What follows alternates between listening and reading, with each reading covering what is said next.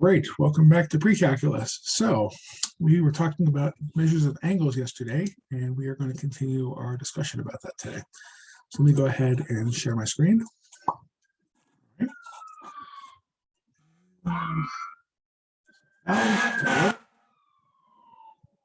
Great. All right. So the first idea here, okay, is they want to see whether or not a point lies on the unit circle, okay?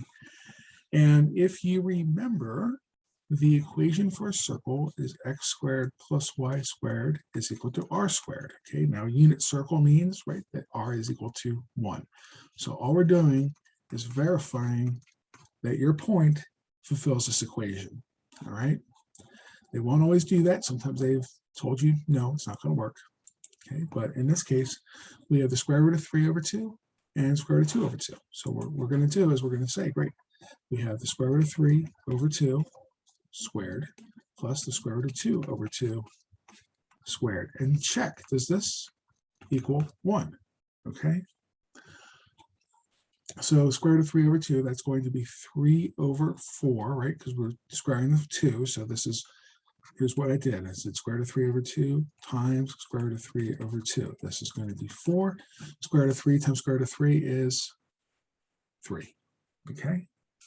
So that's 3/4. Same idea here, right? Square root of 2 over 2 times the square root of 2 over 2. That is square root of 2 times square root of 2. That's 2. 2 over 4 plus 2 over 4. So this is 5/4, which is not the same as 1. So this point here, square root of 3 over 2, square root of 2 over 2, this is not on the unit circle because it didn't make this statement true. Okay, so in this case, no, it is not. So it is not on the unit circle. Have a nice day. All right, and that's all they want you to do. Just verify it. Okay, that's all they want you to do with this. All right. See if I can push this down a little bit so I can have more things here. Okay, so what we're talking about here, okay, I just don't want to know. We're going to evaluate the 6 trigonometric functions if it is. So the real point T corresponds to this point P here, okay? So we could have gone around either way. Quadrant 2, that looks great. It is, oh, they tell us it is on the unit circle. Evaluate the 6 trigonometric functions of T. All right. Now, I would prefer to think about this as a triangle rather than, right, a part of a circle. It is part of a circle, but the triangle actually is, in physics, when you take physics, you are going to have a ton of problems that are going to look like a block on some kind of a ramp with a tension being pulled up the ramp, right? And some kind of a friction force, and you've got your gravity, mg, and you've got your normal force going on here. And there's going to be a lot of little triangles for you to work with in order to get this thing to come out, because they're going to ask you like what the tension force is or something. Okay, so they'll say constant velocity going up the thing like 2 meters per second or something. So you're going to be dealing with a lot of problems like this, and you can see like there's a lot of triangles going on here, right? So there's this triangle, which is on this one. So we have this going on. We have this going on. There's just a lot of triangles for you to sort out this problem. So if you're going into your engineering, into your bridges, right, you're going to have bridges. You're going to have like little struts going on here, right, to see like what are the forces in each of these things. Congratulations, they're all triangles. Okay, so trig is at a circle as well, right, because we can take a circle and say that is part of, we can take a triangle and say that's part of that circle. But okay, the part of the circle we're hitting is for the hypotenuse. Okay, so it is R, right, or C for hypotenuse. So we have the circle we could work with here, but a lot of your engineering classes are going to be, you're going to need to be able to deal with triangles. So we do use unit circle because in calculus, we roll the circle out and deal with it as a real number line, and you have to deal with it that way. But for a lot of practical applications deal with triangles. So I'm going to call this a triangle. This is going to be the point. What is our point here? We have our point 7/15 and 4 square root of 11 over 15. So this was 7/15, okay?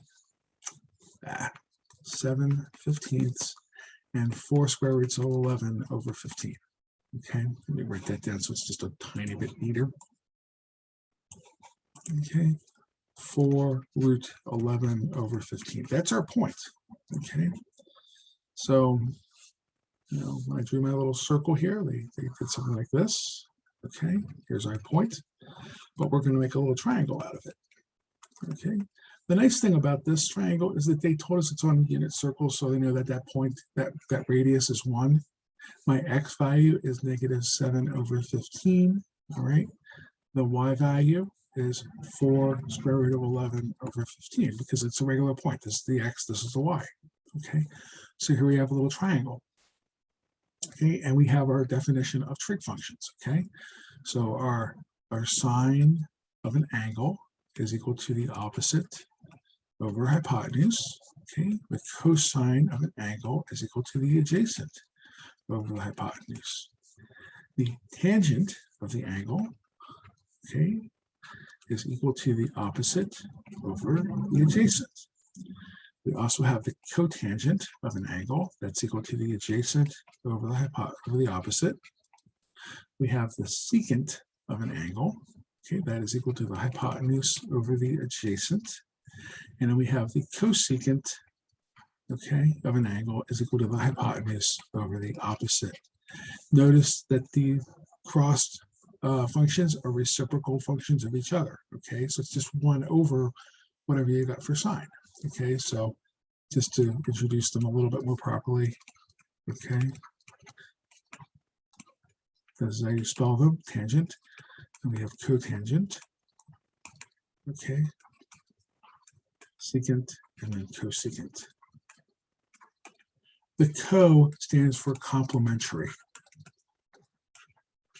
All right, the co stands for complementary. Don't think that that's the reciprocal value. It is not. Okay, it's the 90 minus that angle. We'll do one of those in a moment to show you what I mean by that. Okay, so that's what they have. There's a very common abbreviation, which is SOHCAHTOA. So its sine is opposite over the hypotenuse. Cosine is adjacent over the hypotenuse. I can't write it downwards. Okay, say y and a p here. Okay, tangent, TAN, is the opposite, okay, over the adjacent. Okay, that's the abbreviation for this thing. That's why they have that. Okay, so if you're having trouble remembering sine, cosine, and tangent, especially at the beginning, this might help you a bit. Okay. Do you see that the x value here, right, is -7/15, and then my hypotenuse is going to be 1. So very typically, your cosine is associated with the x value. It's the horizontal distance away. All right. The y, right, the opposite, this is going to be y over r. This is going to be x over r. Okay. So you're looking at this and they're saying, okay, why is the x value the cosine? It's because that's the adjacent side of this triangle. Okay. And in every case, the hypotenuse is just 1. Okay. In the unit circle, the hypotenuse is just 1. There's also something very important. So when you guys get quizzed, you have to write this down on your own. You are going to write the sine of an angle. Okay. If you just write this, I think you're going to need something religious or something having to do with archery. Okay. So your calculus teacher will take off a lot of points if you just write SIN and leave it. Okay. So it is my job to make sure that if you do this, you you have to bleed a little bit. You have to hurt a little bit. So you have to remember to do this. Okay. So I will, you have to make sure that you don't write just SIN and you write sine of theta. So if you write SIN, that's kind of like writing a square root with nothing in it. We're just gonna write square root.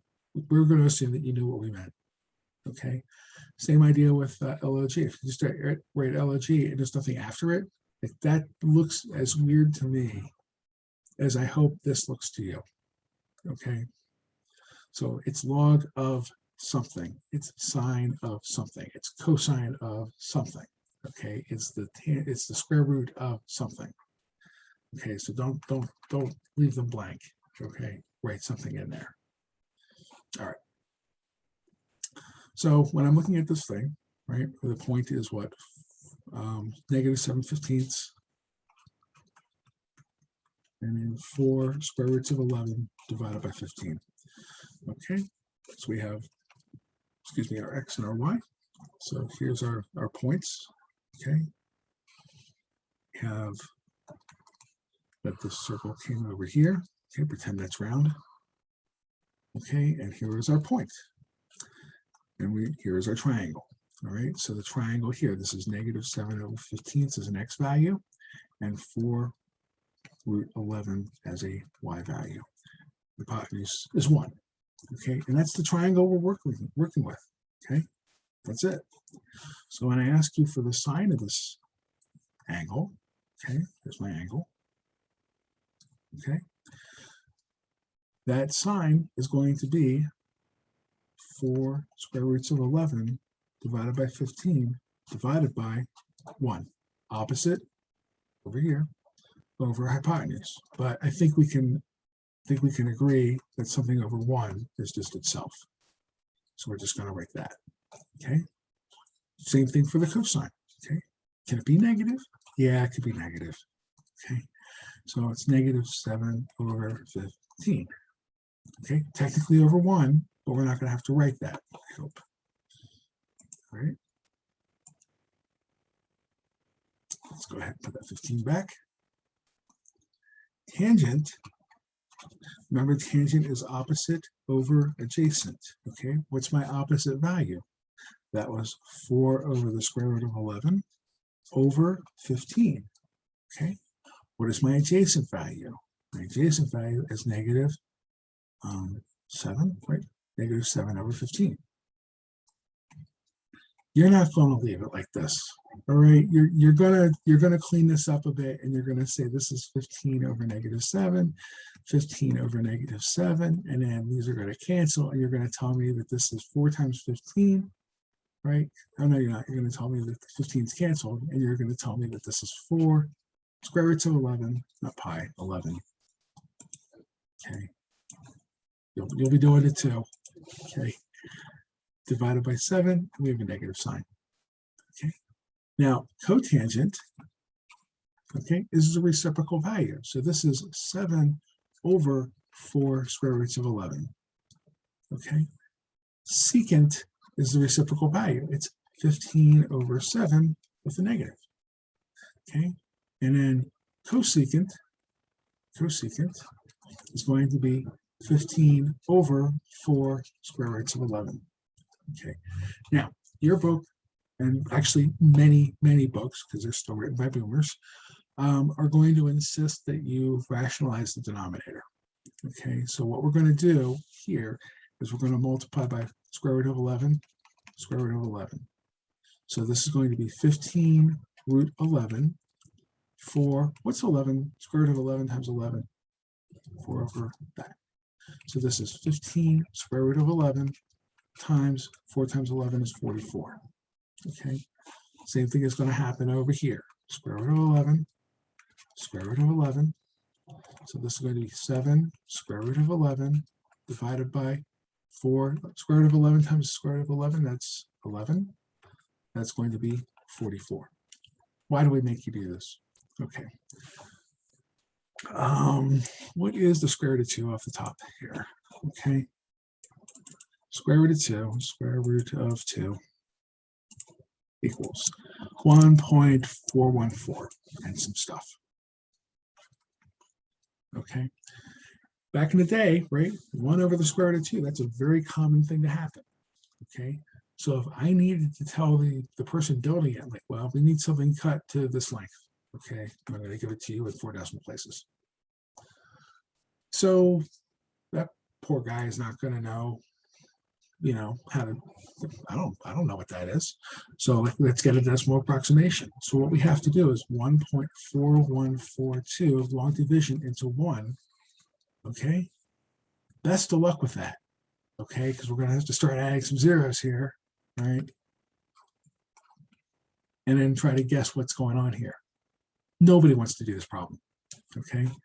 And again, this is back in the days of slide rules. This predates me, honest. Okay, I never had to use one, so I'm not that old. But that's what we did. Okay. Or you could say, well, 1 over the square root of 2 is square root of 2 over square root of 2 here.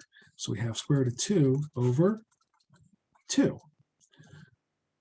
So this is 1 over 2 into 4142. Which long division would, I know you don't want to do any long division problems, but assuming you don't have a choice because you need a measurement here, which long division problem would you like to do?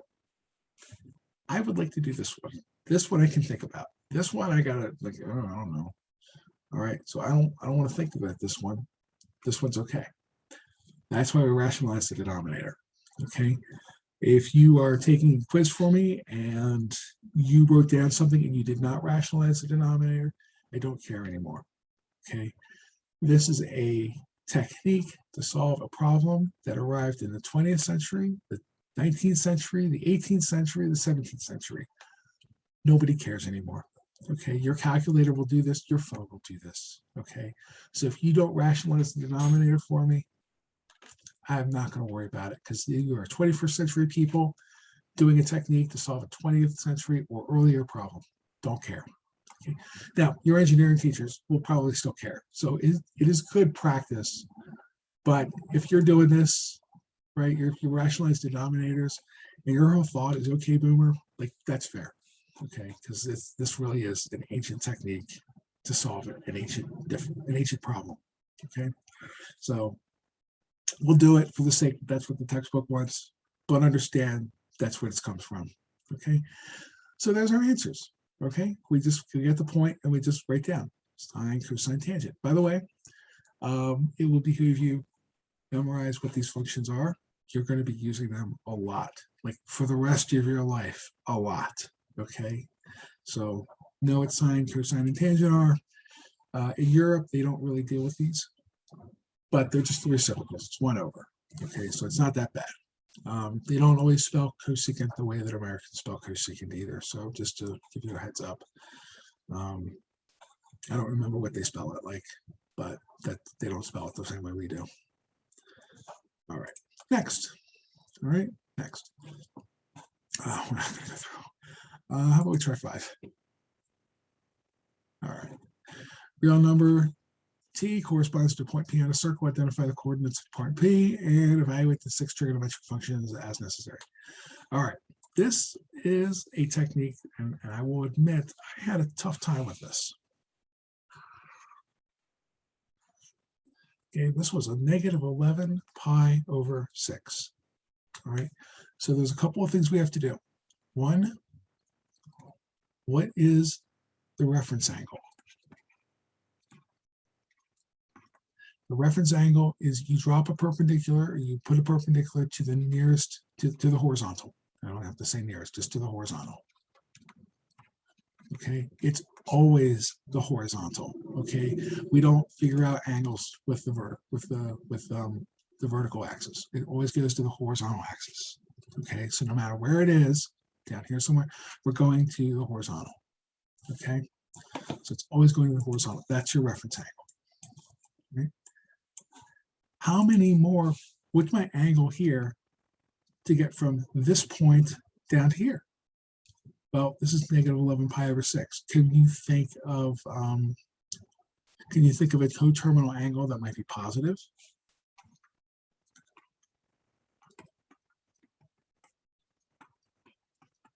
Okay, so The coterminal angle here is pi over 6, which also happens to be the reference angle, pi over 6.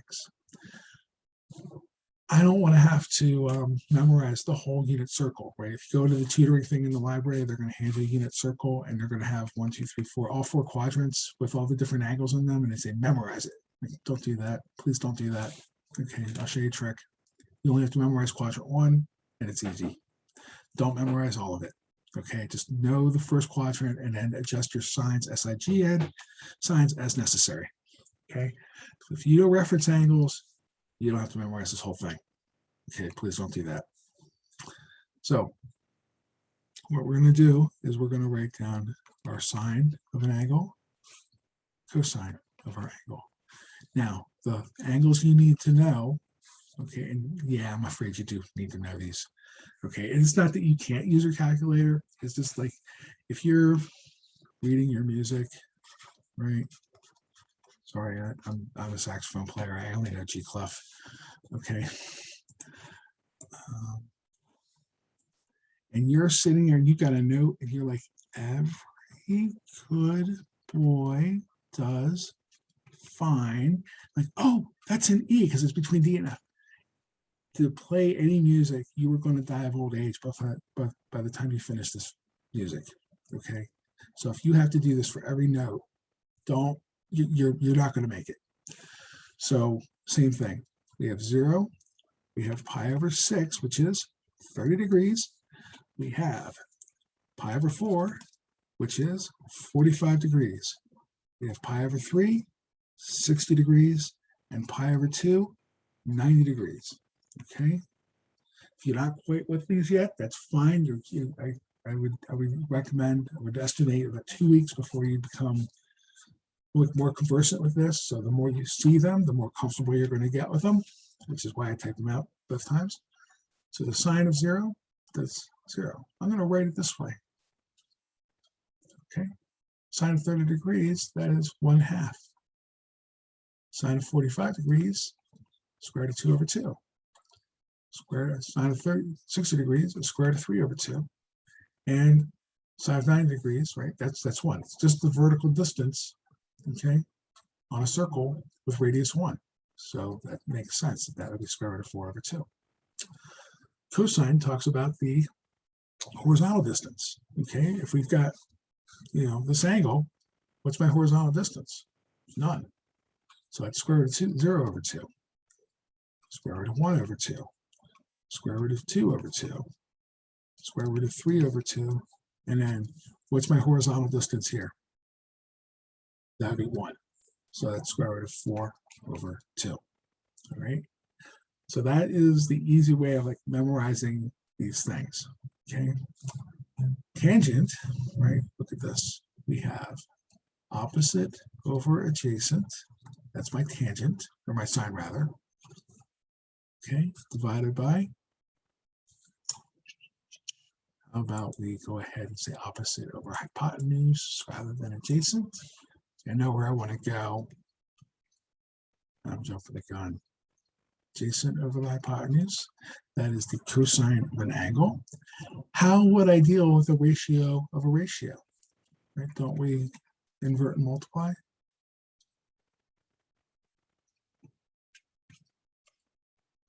The hypotenuses cancel out, and we end up with sine of an angle over cosine is equal to the opposite over adjacent, which is the tangent of the angle. So all you have to do is divide sine by cosine, and that gives you tangent. Okay, so 0 over 1. Okay, this is tangent. 0 over 1. 0 over 1. That's 0. Okay, how about this one? This is 1 over 0. That's undefined. Right? We don't do that. Square root of 2 over the square root of 2, right? So square root of 2 over 2 over square root of 2 over 2.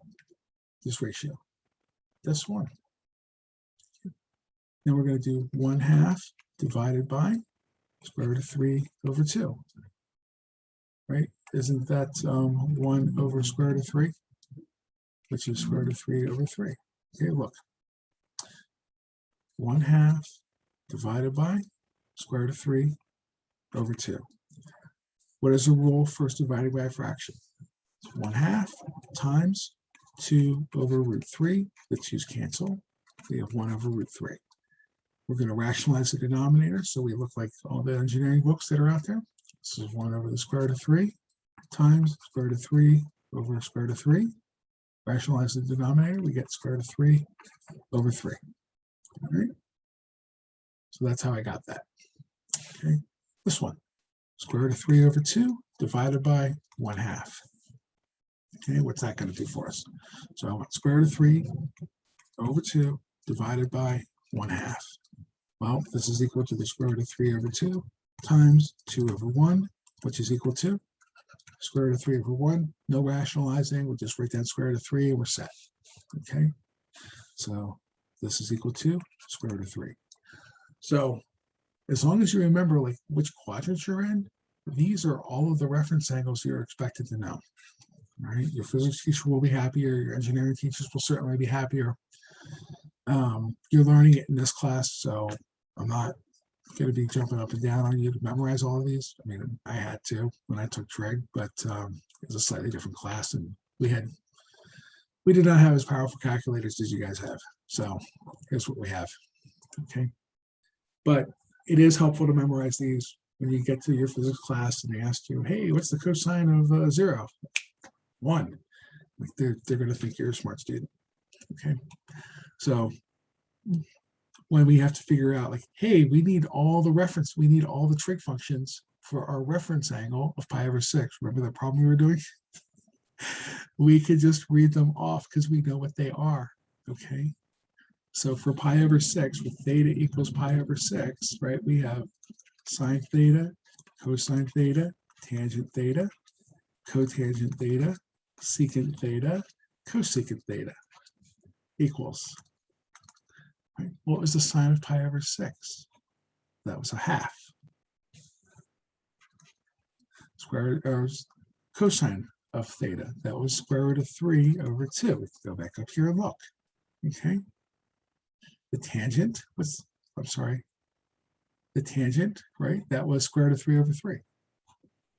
Okay, this was square root of 3 over 3.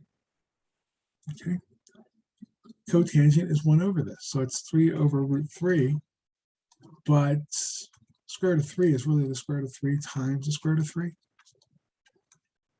That cancels, and we end up with, right, we end up with square root of 3. Secant is 2 over root 3. I always have to do this one because I don't have it memorized. And that's 3 over 2 root 3. Okay, and cosecant is 1 over this one. Just take the reciprocal. We're done. Okay. Now, one other thing, when I said like you have to know which quadrant you're in. Okay, all of your trigonometric functions are positive in your first quadrant. Okay, so all A stands for all. That's only the sine and cosecant are positive in quadrant 2. Only the tangent and cotangent are positive in quadrant 3, and only the cosine and secant are positive in quadrant 4. So we have all students take calculus. All students take calculus. All right. So that is the little mnemonic to remember, like which sign, SIGN, are you dealing with? Okay. And then once you know your first quadrant, the rest of that unit circle is just this thing with different positives and negatives in here, depending on which quadrant you're in. Okay. Memorize the first quadrant, apply your reasoning to get the other quadrants. All right. There we go. So let's see here. We have our, let's go down here. We have our values for our, our reference angle here. We're just going to type them in. Are we in the first quadrant? We sure are. Are they all going to be positive? They sure are. Okay. So P of X, what the hell do they want for that? Oh, what's the X and Y pair here? Okay. So what is this point? They want the X and Y pair. So the X, Y pair is, this is 1/2 square root of 3 over 2. Okay, so the point 1/2 square root of 3/2. That's what they want for this. Okay. So we'll go ahead and type that in.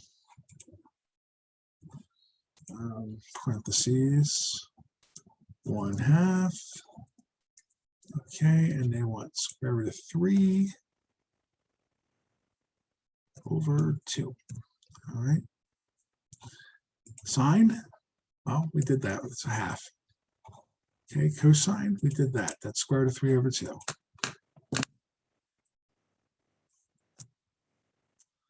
Cosecant, oh, that was pleasant. That's 2. Secant, well, we did that on the other page, right? That's 2/√3, right? But we said that's 2√3/3. Okay. So 2 square root of 3/3. Right? Secant. Oh no, cosecant was just 2. Sorry about that.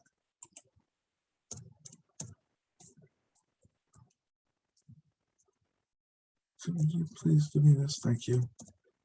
2. Okay, this one was 2 square root of 3/3.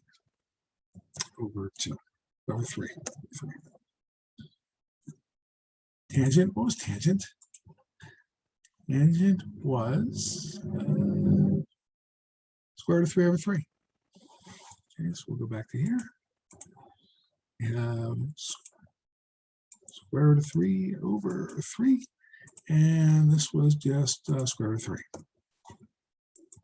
See if they like that. Try again. Then what didn't she lay his like? He didn't like this. X, Y. Oh, I got them backwards. Right? The Y value. No, I didn't. Yes, I did. I got them backwards.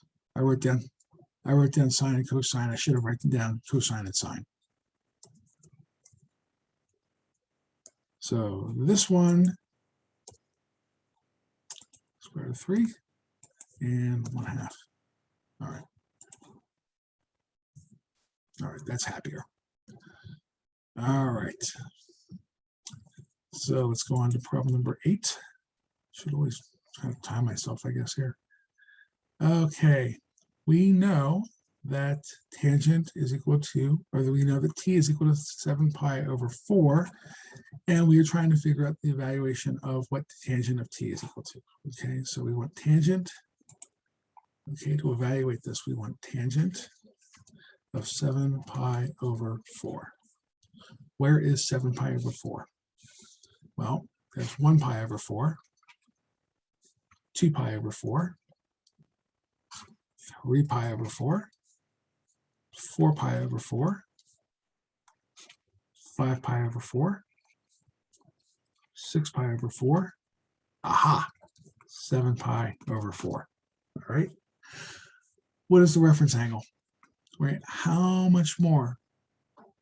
Right? 7π/4. How much more do I need to get to the horizontal?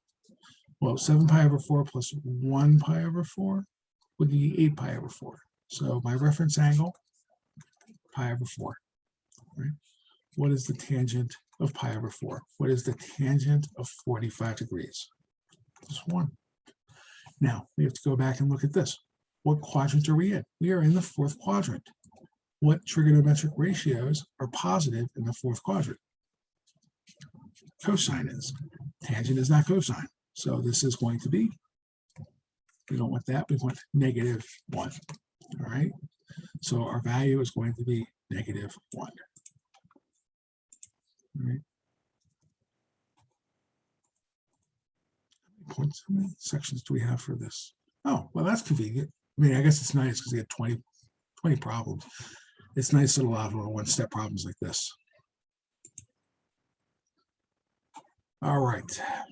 Give the values, given the values for sine and cosine.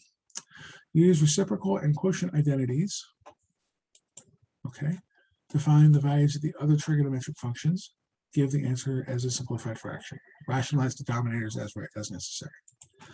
All right, let's write this stuff down. We have the sine of the angle is equal to negative square root of 34 over 7, and cosine is equal to negative 5/7. Both the cosine and the sine are negative. So it's positive here, but negative everywhere else, right? So these are my options. Sine is positive here, so first and second quadrant, and negative anywhere else. So our choices right now are quadrant 3, quadrant 4. Cosine, right, is positive here, first quadrant, fourth quadrant. Okay. What's left? This has to be in quadrant 3. Okay, this has to be in quadrant 3. Because both the sine and the cosine are negative, the only thing that is positive in quadrant 3 is the tangent. Okay. So let's go ahead and write down what these are. So they want the tangent, right? Tangent of theta. Okay, that is equal to the sine of the angle over the cosine of the angle, which is equal to negative square root of 34 over 7 divided by negative 5 over 7. So remember, negative square root of 34 over 7 divided by negative 5 over 7. That's what we're doing. How do we do that?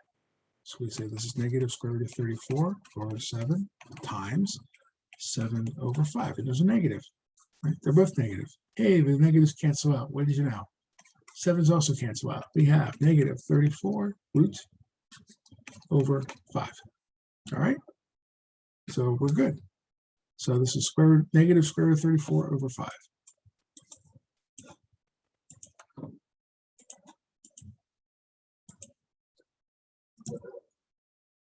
Over 5. And it's positive because we know we're in the third quadrant. All right? Don't make a liar out of me here. Cosecant. So cosecant is 1 over sine. So we just take the reciprocal of the sine. Okay? The sine says it's root 34 over 7.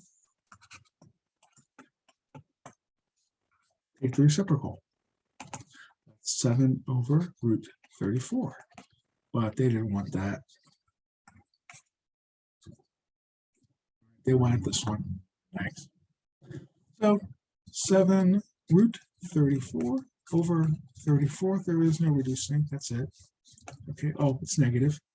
So we have negative 7 root 34 over 34. Okay. So we have negative 7 square root of 34, 34, all over 34. Right. Yep, we're good. So congratulations. What do they want? Secant. Secant is reciprocal of the cosine. Right? 7/5.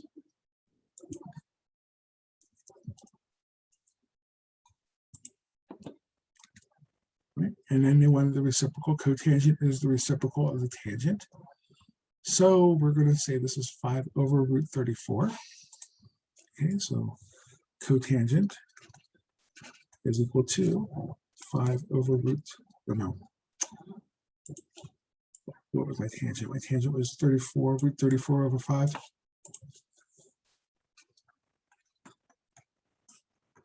All right, that's what we have. Yep. So what we're going to do is we're going to swap it. So we're going to have 5 over root 34 times root 34 over root 34. Again, 5 root 34 over 34. We're in quadrant 3. It's positive. Okay, tangent and cotangent are positive there. So this is 5 root 34 divided by 34. All right. And there we go. All right. So these are not so bad. But again, they're just kind of getting you interested and getting you used to doing this. You're going to be using these reciprocal functions a lot. Okay. So try to, try to pay attention to what's going on here. That's really going to help. All right. Pythagorean identities. Times it. Okay. Why are these called Pythagorean identities? And by the way, there's formulas you memorize for the test. There are formulas you take to your grave. You're taking these to your grave. Okay, Pythagorean theorem. A squared plus b squared is equal to c squared. Okay, if I have a triangle, here's my adjacent side, here's my opposite, here's my hypotenuse. What if we divide everybody by c squared? Right, we're multiplying 1 over c squared on both sides. So we have a squared over c squared plus b squared over c squared is equal to 1. Now, what if I asked you to tell me what 3/4 is squared? How would you do that? Would you say that this is 3 squared over 4 squared, which is 9 over 16? Or would you like just know what the square of 3/4 is because it's what you do? Okay. Or would you say that's 0.75 times 0.75 and do it that way? I would do it this way. So we are allowed to separate the squareds that way. Meaning, if we could separate the squareds and put them one at a time, we could go back and take it as one whole thing, couldn't we? So this is going to be a over c squared plus b over c squared is equal to 1. All right. A over c, right? Adjacent over hypotenuse. What is that? That's the cosine of this angle, right? Squared plus the sine of this angle squared is equal to 1, right? B is opposite. Opposite over hypotenuse is sine. Adjacent over hypotenuse is cosine. The way we write this is to say cosine squared plus sine squared. Okay, we just move the squared next to the n. That's what that means. This is not the same as cosine theta squared. That means square theta, then take the cosine. Okay, so these are not the same things. All right. With the 1/overs, with the reciprocals, this does not mean the reciprocal. This means inverse. Okay, so we'll get to that, but that's not 1/over. It's not what this means. Okay, it's not the same thing. So that's how we write sine squared and cosine squared. Okay, so I usually memorized it this way. Okay, you're taking that one to your grave. You're memorizing it forever. All right, it's just Pythagorean theorem. So if you forget, right, you can just recreate it. Now what I'm going to do is I'm going to divide everybody by sine squared. Okay, sine squared over sine squared, that is 1. Cosine over sine, right? Well, sine over cosine, right? That was tangent. So cosine over sine, that's got to be cotangent. Okay, and then 1 over sine, that is cosecant. Okay, so this is your next Pythagorean identity. Right? Then we have sine squared theta plus cosine squared theta equals 1. Well, we divided everybody by sine. Why don't we divide everybody by cosine?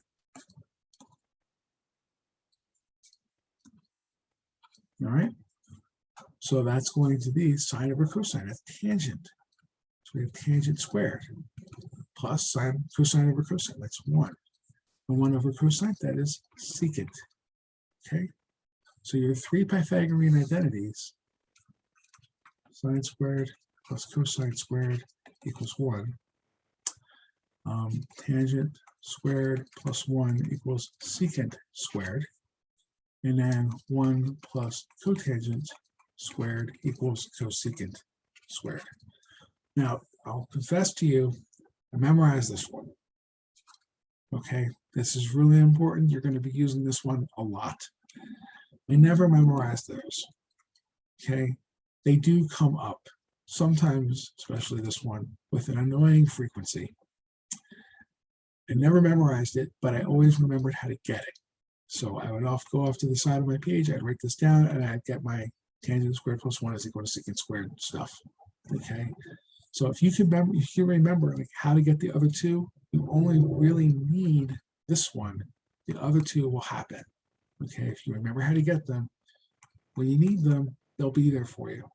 Okay, but this one is hyper important. You have to memorize this one. Okay, I can't tell you how many calculus students I have tricked into doing a very, very low problem. If they just remembered, it would be very easy, because I would do stuff like this.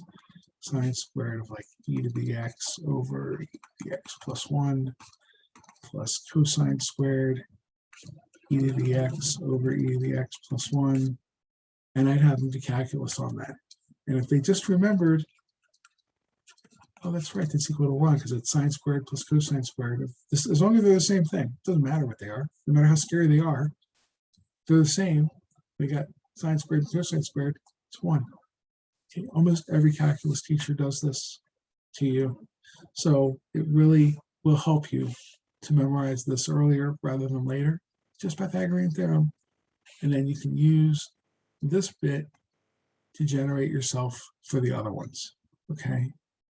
If you want to be really sneaky, we do something like 1 is equal to secant squared minus tangent squared, right? Just do that, minus the tangent on both sides.